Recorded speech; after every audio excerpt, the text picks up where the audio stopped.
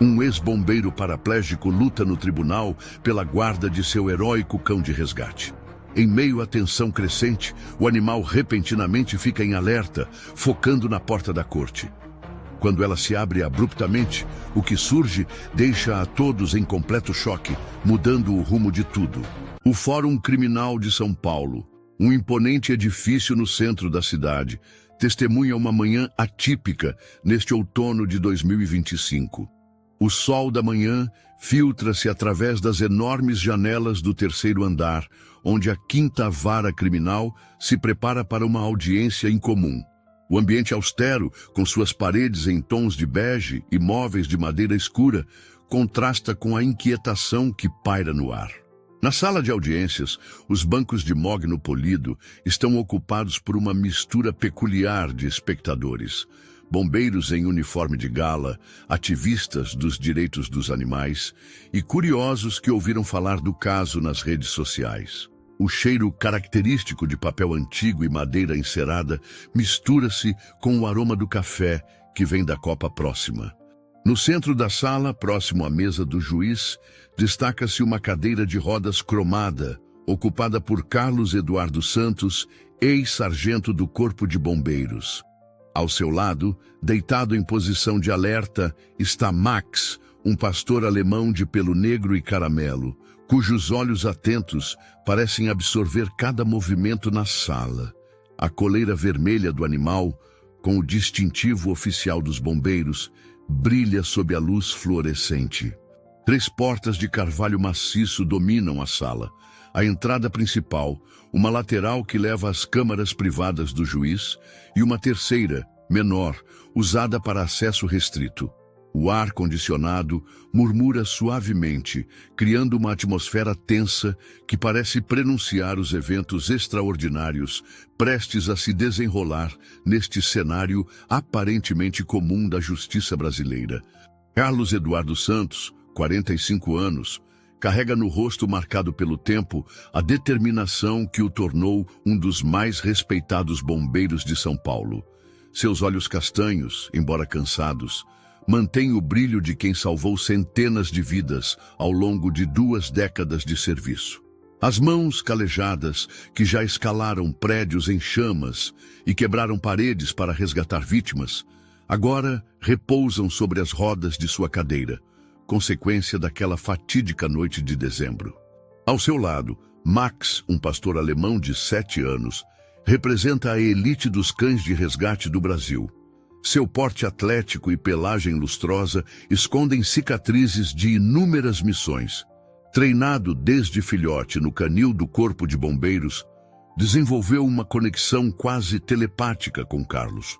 Suas orelhas alertas e postura vigilante demonstram anos de condicionamento profissional, mas é no olhar devotado ao seu parceiro humano que sua verdadeira natureza se revela. A doutora Beatriz Mendes, promotora designada pelo Estado, 38 anos, analisa seus documentos com precisão cirúrgica. Vestida em um terno azul marinho impecável, ela representa a força institucional que considera Max como propriedade governamental. Sua postura rígida e expressão neutra mascaram o conflito interno entre dever profissional e compaixão humana. O Dr. Ricardo Almeida, 52 anos, advogado de defesa de Carlos, destaca-se por sua experiência em casos de direito animal. Ex-promotor público que abandonou uma carreira promissora para defender causas que considera justas, ele ajusta constantemente seus óculos de aro fino enquanto organiza suas anotações. Sua gravata borboleta vermelha e o terno bege destoam do ambiente formal, refletindo sua personalidade única e sua abordagem não convencional. A juíza Helena Vasconcelos, 63 anos, conhecida por sua sabedoria e imparcialidade, preside a sessão com uma dignidade serena. Seus cabelos grisalhos presos em um coque tradicional e suas mãos delicadas, marcadas pelo tempo, revelam décadas dedicadas à magistratura. Sob sua aparência tranquila, esconde-se uma mente afiada que já enfrentou alguns dos casos mais complexos do judiciário paulista. Entre os espectadores, destaca-se Maria do Socorro, 72 anos. A senhora que Carlos e Max salvaram naquele mesmo incêndio onde o bombeiro se feriu. Suas mãos enrugadas seguram um terço e seus olhos marejados acompanham cada movimento da dupla que mudou sua vida. Ela veio especialmente do interior de São Paulo para testemunhar em favor do homem e do cão que arriscaram tudo para salvá-la. A tensão na sala de audiências atinge seu primeiro pico quando 3 homens em ternos escuros entram silenciosamente pela porta lateral. O líder do grupo, que se apresenta como Agente Silva, exibe um distintivo federal que ninguém consegue examinar adequadamente. Sua chegada causa um murmúrio inquieto entre os presentes. Simultaneamente, Max, até então calmo ao lado de Carlos, ergue a cabeça e suas orelhas se movem em alerta. Seu comportamento muda drasticamente. O mesmo padrão que Carlos reconhece das operações de resgate mais críticas. O cão fixa o olhar nas portas do tribunal e começa a emitir um som baixo e gutural. Carlos, percebendo a mudança no comportamento de seu parceiro, tenta acalmar Max com comandos suaves, mas pela primeira vez em anos, o cão parece resistir. A doutora Beatriz interrompe sua argumentação inicial, observando a cena com crescente interesse. A juíza Helena inclina-se em sua cadeira, sua expressão serena, dando lugar a uma preocupação visível. Carlos, sentindo a tensão crescente, coloca uma mão tranquilizadora sobre Max, relembrando os inúmeros momentos em que confiaram um no outro em situações de vida ou morte. Sua mente voa para aquela noite fatídica em Interlagos, quando o cheiro de fumaça e o calor intenso pareciam engolir tudo. Ele revive o momento em que ouviu o choro fraco de uma criança no 5º andar do prédio em chamas. A adrenalina pulsando em suas veias enquanto subia as escadas, esquecendo-se, na pressa, de ajustar corretamente sua máscara de oxigênio. A doutora Beatriz, observando a interação entre homem e cão, sente seu argumento preparado vacilar. Ela se lembra de sua infância em Campinas, do vira-lata que a acompanhava fielmente à escola todos os dias.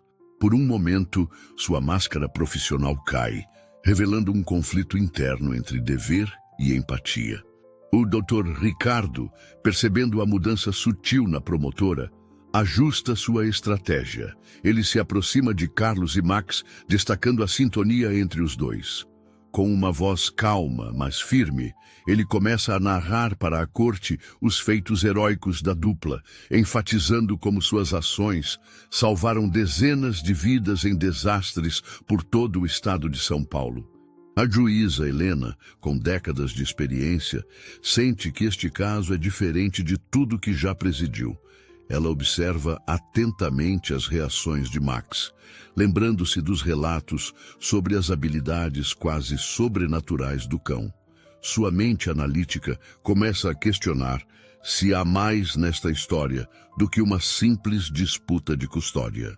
Maria do Socorro, sentada nas galerias, aperta seu terço com mais força. Lágrimas silenciosas escorrem por seu rosto enrugado, enquanto ela revive o momento em que Carlos e Max a resgataram das chamas, arriscando suas próprias vidas para salvá-la. O agente Silva, mantendo-se à margem da sala, observa a cena com um misto de interesse e impaciência. Seus olhos frios avaliam Max como se o cão fosse uma peça valiosa de equipamento, não um ser vivo. Ele relembra as discussões acaloradas em Brasília sobre o potencial do animal em operações de inteligência e prevenção de desastres. Para Silva, Max representa muito mais do que um cão de resgate. É uma chave para avanços científicos e estratégicos que poucos podem imaginar. Carlos, sentindo o olhar penetrante do agente, puxa Max para mais perto. Flashbacks de sua última missão invadem sua mente.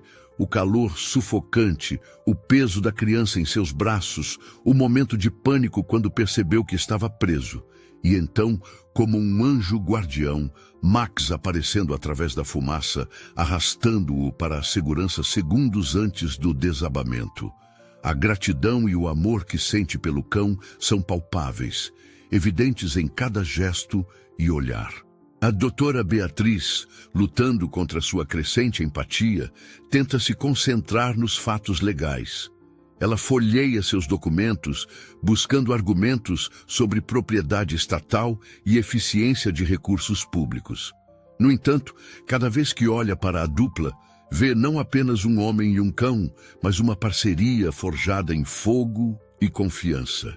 O Dr. Ricardo, percebendo a batalha interna da promotora, decide mudar de tática. Ele se volta para a juíza Helena, começando a tecer uma narrativa que vai além das leis frias, focando na ética e no valor intrínseco dos laços emocionais. A tensão na sala de audiências atinge seu ápice quando o agente Silva finalmente se pronuncia. Com uma voz fria e calculada, ele revela informações que abalam a todos os presentes. Senhoras e senhores, ele começa, o cão conhecido como Max não é um simples animal de resgate. Ele é o resultado de anos de pesquisa e treinamento avançado, parte de um programa governamental ultra secreto. Um murmúrio de choque percorre a sala. Carlos aperta os braços de sua cadeira de rodas, seu rosto uma mistura de incredulidade e medo. O Dr. Ricardo levanta-se abruptamente, protestando contra a introdução de novas evidências, mas a juíza Helena, visivelmente perturbada, permite que o agente continue. Silva prossegue, explicando que Max possui habilidades que vão além do treinamento convencional. Este cão tem a capacidade de prever desastres naturais, detectar ameaças biológicas e localizar sobreviventes em condições impossíveis para qualquer tecnologia atual, ele afirma, sua voz ganhando um tom de urgência. Sua reassignação não é uma questão de propriedade estatal comum, mas de segurança nacional. A doutora Beatriz, pega de surpresa por esta reviravolta, tenta recuperar o controle da situação. Ela argumenta que, se as alegações do agente forem verdadeiras, isso apenas reforça a necessidade de o Estado manter a custódia de Max. Este animal é um recurso vital para a segurança pública, ela declara, embora sua voz traia um conflito interno. Carlos, sentindo o peso das revelações, volta-se para Max com um olhar de compreensão recém-descoberta. Todas as vezes em que o cão pareceu prever perigos, todas as resgates milagrosos começam a fazer sentido de uma nova e assustadora maneira. O Dr. Ricardo, recuperando-se do choque inicial, contra-ataca. Ele questiona a legalidade e a ética de um programa governamental secreto que utiliza animais para fins de inteligência. Isso levanta sérias questões sobre direitos dos animais e transparência governamental. Ele argumenta apaixonadamente. A juíza Helena, visivelmente perturbada pelas revelações, pede um recesso de 15 minutos para processar as novas informações e consultar precedentes legais. Enquanto os presentes se agitam, discutindo em voz baixa as implicações desta reviravolta, Carlos inclina-se para Max, sussurrando palavras de conforto e promessas de proteção. Maria do Socorro, ouvindo tudo das galerias, sente seu coração apertar. Para ela, Max não é uma arma secreta ou um ativo do governo. É o herói que salvou sua vida e a de tantos outros. O agente Silva, aproveitando o momento, apresenta documentos classificados que detalham operações passadas onde as habilidades únicas de Max foram cruciais. Ele descreve como o cão previu um deslizamento de terra em Petrópolis, permitindo a evacuação antecipada de uma comunidade inteira, e como localizou sobreviventes soterrados após um terremoto no Chile, em condições que desafiavam toda a lógica e tecnologia disponíveis. A doutora Beatriz, embora visivelmente desconfortável, reforça o argumento do agente. Por mais doloroso que seja, devemos considerar o bem maior, ela argumenta. As habilidades de Max podem salvar milhares de vidas em escala nacional e até internacional. Carlos, sentindo o caso escorregar por entre seus dedos, faz um gesto desesperado. Com a voz embargada pela emoção, ele se dirige diretamente à juíza. Vossa Excelência, Max não é uma ferramenta, uma arma ou um ativo. Ele é um ser vivo, com emoções, medos e necessidades. Eu o conheço melhor que ninguém. O ex-bombeiro então revela detalhes íntimos de sua vida com Max pós-acidente. Ele descreve como o cão o ajudou a superar a depressão, como se tornou seus olhos e pernas no mundo, e como sua conexão vai muito além do dever ou do treinamento. Separar-nos não apenas quebraria nossos corações, mas diminuiria a eficácia de Max em qualquer missão futura, ele argumenta, lágrimas escorrendo por seu rosto. O Dr. Ricardo, aproveitando o momento emotivo, apresenta um argumento legal ousado. Ele cita casos recentes de reconhecimento de senciência animal e argumenta que separar Max de Carlos violaria os direitos fundamentais do cão como ser senciente. Se reconhecemos que animais têm emoções e laços afetivos, como podemos ignorar isso em nome de supostos interesses do Estado? Ele questiona. A tensão atinge o ápice quando o agente Silva, perdendo a paciência, insinua que o governo tem meios de obter a custódia de Max, com ou sem a aprovação do tribunal. Esta ameaça velada causa um tumulto na sala, com o Dr. Ricardo exigindo que as palavras do agente sejam registradas como tentativa de obstrução da justiça. A juíza Helena, vendo a situação fugir ao controle, bate o martelo com força, exigindo ordem. Ela anuncia que precisa de mais tempo para considerar todos os aspectos deste caso sem precedentes, adiando a decisão final para o dia seguinte. Com o adiamento da decisão, a sala de audiências se esvazia rapidamente, deixando um rastro de tensão no ar. Carlos, ainda abalado pelas revelações e ameaças veladas, é cercado por um pequeno grupo de apoiadores, incluindo Maria do Socorro e alguns de seus antigos colegas bombeiros. O Dr. Ricardo, determinado a não perder o ímpeto, aproveita o momento para organizar uma coletiva de imprensa improvisada nos degraus do fórum. Ele habilmente transforma o caso de uma disputa de custódia em uma questão de direitos dos animais e transparência governamental, atraindo a atenção da mídia local e nacional. Enquanto isso, a doutora Beatriz se retira para seu escritório, visivelmente perturbada. O conflito entre seu dever profissional e suas convicções pessoais a consome. Ela passa horas revisando precedentes legais e debatendo internamente sobre o curso de ação correto. O agente Silva e seus subordinados desaparecem tão misteriosamente quanto chegaram, mas sua presença continua a pairar como uma ameaça silenciosa. Rumores começam a circular sobre viaturas pretas sem identificação rondando o bairro de Carlos. Maria do Socorro, movida por um senso de dever e gratidão, começa a mobilizar a comunidade local. Ela conta e reconta a história de seu resgate, enfatizando o vínculo especial entre Carlos e Max. Suas palavras emocionadas tocam corações e logo uma campanha nas redes sociais ganha força, com a hashtag Justiça para Max e Carlos se tornando trending topic em São Paulo. À medida que a noite cai sobre a cidade, Carlos retorna para casa, exausto mas determinado. Ele sabe que a batalha está longe de terminar e que o dia seguinte pode mudar sua vida para sempre. O Dr. Ricardo chega cedo, acompanhado por uma equipe de especialistas em comportamento animal e ética. Ele planeja apresentar depoimentos sobre a importância do vínculo entre humanos e animais, especialmente em casos de trauma e recuperação.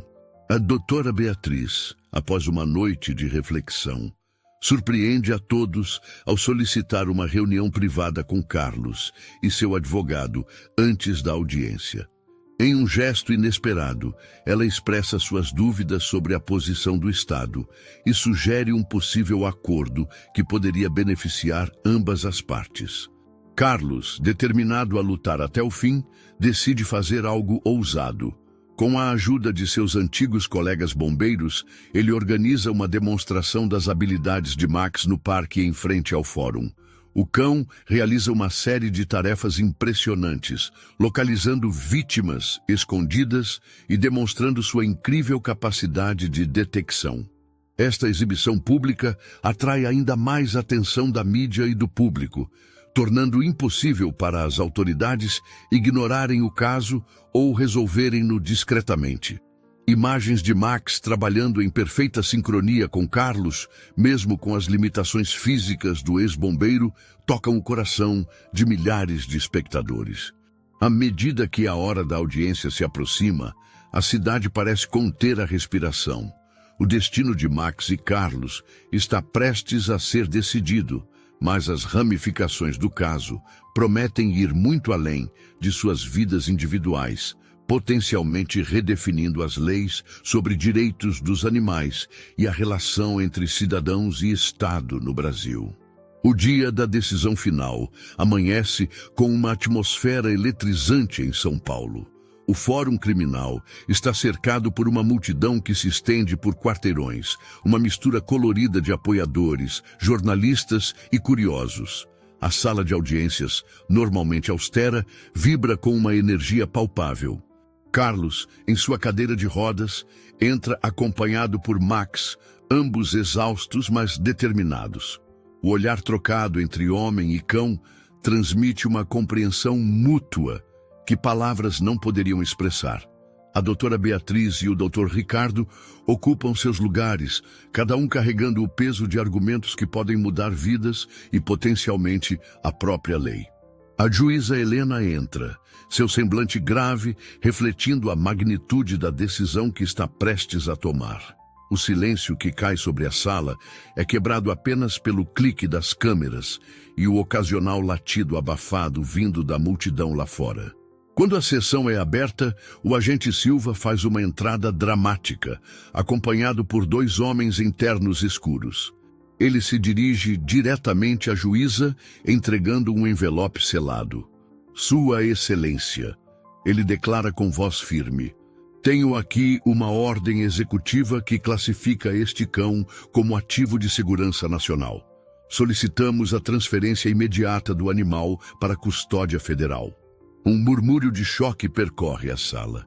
O doutor Ricardo se levanta abruptamente, protestando veementemente contra esta intervenção de última hora. A doutora Beatriz, visivelmente perturbada, hesita antes de se pronunciar. Espere, ele exclama, algo está errado. Max está sentindo algo. O caos se instala quando todos tentam sair ao mesmo tempo. Carlos, limitado por sua cadeira de rodas, fica para trás. Max, ignorando a confusão, permanece ao seu lado, latindo insistentemente para a porta. Em meio ao caos, Carlos percebe que Max não está apenas alertando sobre o perigo, ele está indicando uma rota de fuga. O cão se move decididamente em direção a uma porta lateral, geralmente trancada, que leva a uma escada de serviço. No meio da poeira e do pânico, Carlos grita para chamar a atenção de todos. Sigam Max, ele ordena, sua voz de comando de bombeiro ecoando acima do caos. O doutor Ricardo, reagindo rapidamente, corre para ajudar Carlos, empurrando sua cadeira de rodas na direção indicada por Max. O cão, demonstrando uma calma sobrenatural, guia o grupo pela porta lateral. A doutora Beatriz, esquecendo momentaneamente seu papel de adversária, ajuda a abrir caminho. O agente Silva, vendo a situação se desenrolar, hesita por um momento antes de seguir o grupo, seu rosto uma mistura de admiração e frustração. Enquanto descem a escada de serviço estreita, mais tremores sacodem o edifício. Max para, periodicamente, como se estivesse calculando o tempo entre os abalos. Carlos, entendendo instintivamente, grita instruções baseadas nos sinais do cão. Esperem! Agora movam-se rápido! A descida é árdua. O doutor Ricardo e outro advogado carregam Carlos em sua cadeira, degrau por degrau, guiados pelos latidos precisos de Max. A doutora Beatriz ajuda uma funcionária do tribunal que torceu o tornozelo na confusão inicial. No momento em que o grupo sai para a rua, um estrondo ensurdecedor anuncia o colapso de parte do edifício. A poeira sobe em uma nuvem densa, envolvendo a todos. Por alguns momentos tensos, nada é visível além da névoa cinzenta. Carlos, ainda em choque, abraça Max, lágrimas correndo por seu rosto coberto de poeira. O cão, como se compreendendo a magnitude do momento, permanece extraordinariamente calmo, seus olhos fixos em seu parceiro humano. O agente Silva, observando a cena com uma mistura de admiração e frustração, faz um gesto para seus subordinados se afastarem. Ele parece estar reavaliando toda a situação. Enquanto as sirenes ecoam e as equipes de resgate trabalham ao fundo, fica claro para todos os presentes que este não é apenas o clímax de um caso judicial, mas um momento que redefinirá a compreensão do vínculo entre humanos e animais. A juíza Helena, profundamente impactada pelos eventos, convoca uma audiência especial a portas fechadas. Nela, o agente Silva, pressionado pela opinião pública e pela demonstração inegável das habilidades de Max, decide quebrar o silêncio. O programa foi além do que imaginávamos, Silva admite, sua postura rígida, cedendo pela primeira vez. Max não é apenas um cão treinado, ele é o resultado de anos de pesquisa em cognição animal avançada. Suas habilidades de previsão e detecção são únicas, algo que não conseguimos replicar em outros animais. A revelação causa comoção na sala. O Dr. Ricardo, sentindo a mudança no ar, pressiona por mais detalhes. Silva, relutante, continua. O vínculo entre Max e Carlos não é apenas emocional. Acreditamos que a conexão deles amplifica as habilidades do cão de uma maneira que não compreendemos totalmente. A doutora Beatriz, visivelmente abalada por essas informações, toma uma decisão surpreendente. Ela se levanta e declara: diante dessas novas evidências, o Estado retira sua petição de custódia. É claro que separar Max e Carlos seria não apenas cruel, mas potencialmente perigoso para a segurança pública. A juíza Helena, processando todas essas informações, anuncia: dadas estas circunstâncias extraordinárias, proponho uma solução inédita. Mas antes de anunciá-la, preciso ouvir uma última pessoa. Carlos, intrigado, assente lentamente. A juíza continua: proponho a criação de uma unidade especial de prevenção e resposta a desastres, liderada por você e Max. Esta unidade operaria de forma independente, mas em colaboração com os órgãos de segurança pública. A sala fica em silêncio, absorvendo o peso desta proposta inovadora. O agente Silva, surpreendentemente, é o primeiro a se manifestar. Isso poderia funcionar. Teríamos acesso às habilidades de Max sem comprometer o vínculo essencial com Carlos. O Dr. Ricardo, embora cauteloso, vê o potencial. Desde que haja garantias legais claras, protegendo os direitos de Carlos e Max, isso poderia ser um precedente revolucionário. A juíza Helena, com um sorriso raro, bate o martelo. Então está decidido. Este tribunal determina a criação da Unidade Especial de Prevenção e Resposta a Desastres, sob a liderança de Carlos Eduardo Santos e seu parceiro canino, Max. Nas semanas que se seguem à decisão histórica da juíza Helena, a vida de Carlos e Max passa por uma transformação extraordinária. A nova Unidade Especial de Prevenção e Resposta a Desastres ganha forma rapidamente, com o apoio entusiástico de várias instituições.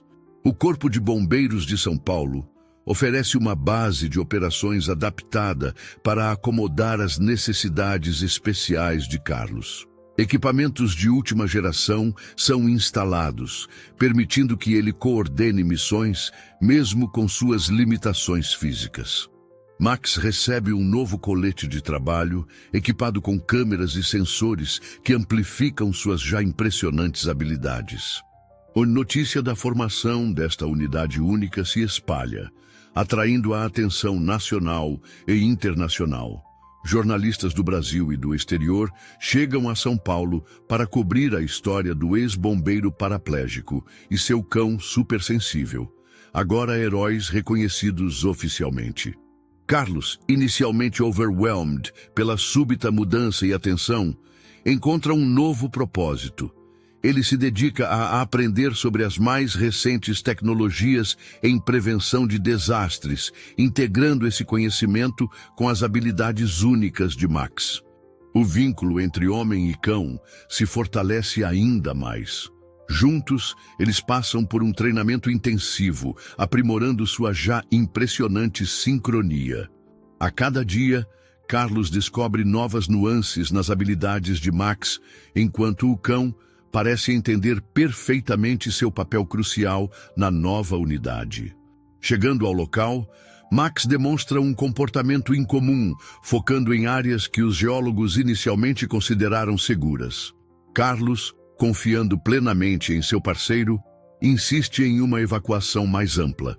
Horas depois, suas previsões se confirmam quando um deslizamento massivo ocorre exatamente nas áreas indicadas por Max, sem nenhuma perda de vida, graças à evacuação preventiva.